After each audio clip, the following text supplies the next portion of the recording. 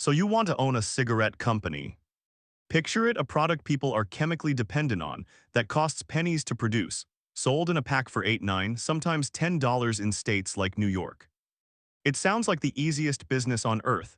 Addiction as a revenue model, guaranteed repeat customers, zero marketing needed because the product sells itself. That's the fantasy. Here's the problem: if you actually built that business today, you'd go broke in about 18 months. And the reason why is something almost nobody understands about how this industry actually makes its money. Here's the twist. You don't own a cigarette company, you own a tax collection business with a cigarette attached to it. In a state like New York, of that roughly $10 pack, more than $5 is government tax. Between the federal excise tax of $1.01 per pack in state, and local excise taxes that in some jurisdictions exceed $5.85 per pack. Taxes alone can eat over half the retail price before the manufacturer ever sees a dime of profit. You're not running a tobacco company. You're running an unpaid tax collection agency for the state, and they let you keep the leftovers. Let's do the numbers storm, because this is where it gets absurd. Say a pack retails for $9, roughly $1.01 goes to the federal government. In high-tax states, another $4 to $5 goes to state and local excise taxes. Wholesale and retail markup takes another dollar or so. The actual cost to manufacture that pack, tobacco, paper, filter, packaging, is often cited at under 50 cents. So out of $9, the government's cut alone can be 5 to 6 times larger than the entire manufacturing cost of the product. Now layer in the part almost nobody remembers: the Master Settlement Agreement of 1998. The four largest tobacco companies agreed to pay 46 states a combined total of $206 billion over 25 years to cover smoking-related health care costs.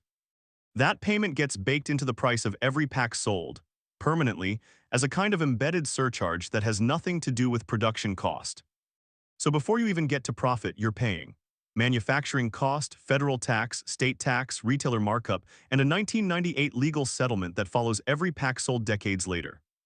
So where's the actual profit? Here's the layer-by-layer breakdown. Strip out taxes and settlement payments and you're left with the manufacturer's slice, and this is where the real money hides. Altria, the parent company of Philip Morris USA and maker of Marlboro, has historically posted operating margins in the 40 to 50% range on its domestic tobacco business, margins that rival luxury goods and software companies. Not what you'd expect from a commodity agricultural product. That's the trick: the tax structure does the heavy lifting of pricing the product high, and the manufacturer, protected by brand loyalty and addiction, captures a huge chunk of what's left after the government takes its cut.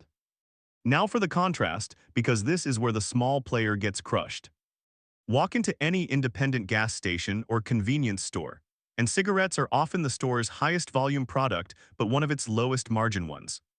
Retailers frequently earn single-digit percentage margins on cigarette sales, sometimes cited around 8 to 10% gross margin, compared to 30, 40, even 50% margins on snacks, drinks, or lottery tickets. Cigarettes bring people through the door, they don't make the store rich. Meanwhile, Altria's tobacco segment alone has generated well over $20 billion in annual net revenue in recent years, with net profit margins north of 20% company-wide. The convenience store owner is doing the government's tax collection and barely surviving on the crumbs. The manufacturer, sitting 2 links up the chain, is one of the most profitable companies in America per dollar of revenue. Let's turn this into a character, because patterns are easier to see through people. Call him Jay Patel. Jay owns a small gas station and convenience store off a highway exit. He stocks cigarettes because customers expect them.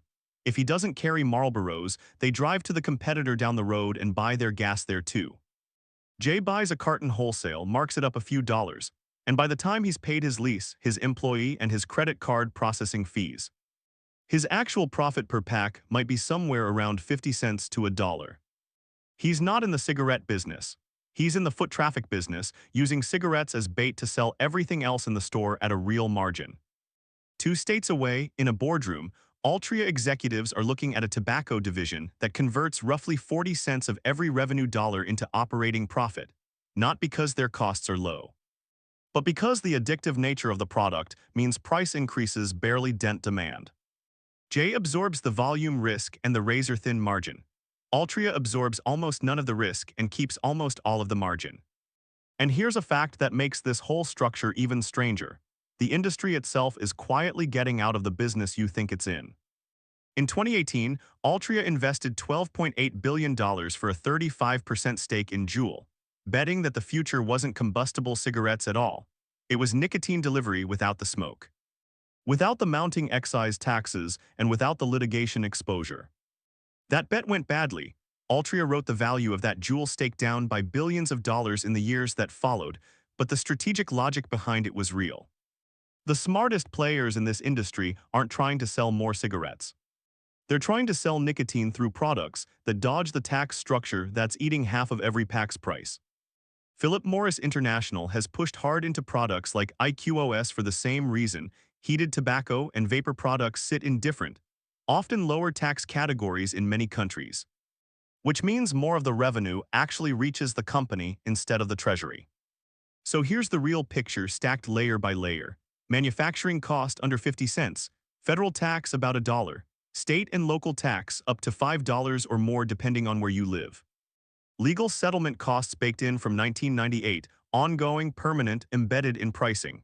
Retailer margin, a few percent just enough to justify shelf space. Manufacturer margin, 40 to 50% operating margins, some of the highest in consumer goods. The person actually taking on inventory risk, theft risk, and thin margins is the corner store owner. The person capturing the real profit is sitting far away from any customer interaction, protected by a brand name and 100 years of addiction economics. So you wanted to own a cigarette company. What you'd actually be signing up for is running the least profitable link in a chain where the government takes the biggest cut, the retailer takes the biggest risk, and the manufacturer, the one furthest from the actual smoker, takes almost all the reward. You don't own a cigarette company. You rent a brand's addiction, on the government's terms, for whatever margin is left over after everyone ahead of you in line has already been paid.